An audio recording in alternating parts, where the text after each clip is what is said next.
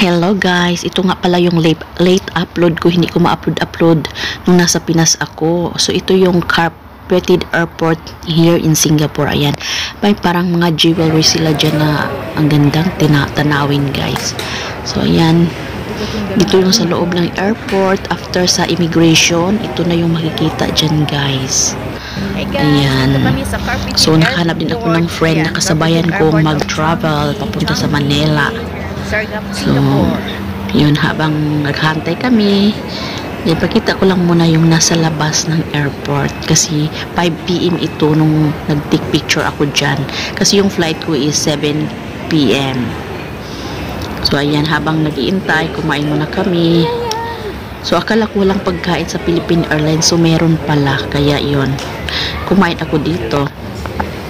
And then, nakita ko nga pala itong Indigo. So, na-remember ko, doon sa malapit sa tinitirhan ng amo ko, may Indigo hotel din. So, napaisip lang ako na same siguro sila ng company. Ayan, dami kong daldal, no? So, just to show you guys. Ayan.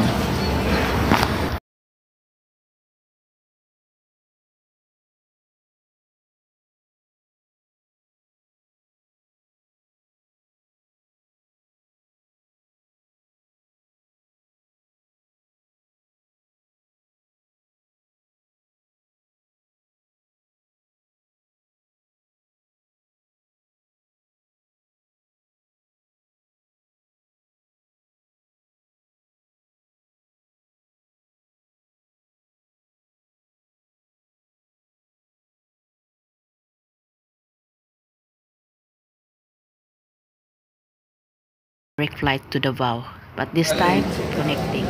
Ayan, cute muna tayo dito kasi nga bago lang tayo. And then nandiyan na, ready to na kami guys, ready to fly to Manila na. So ayan, makikita niyo pa yung mukha ko, excited makarating sa Pilipinas. So gusto ko lang i-share sa inyo guys na kung meron chance na makapag direct flight na lang talaga kasi nga yung mga connecting flight is napaka-troublesome talaga guys. Not troublesome, nakakahagard ng mukha, nakakapagod, nakaka-stress. At saka yung flight ko sana is 4 hours 30 minutes lang from Singapore to Davao, nagiging 9 hours siya.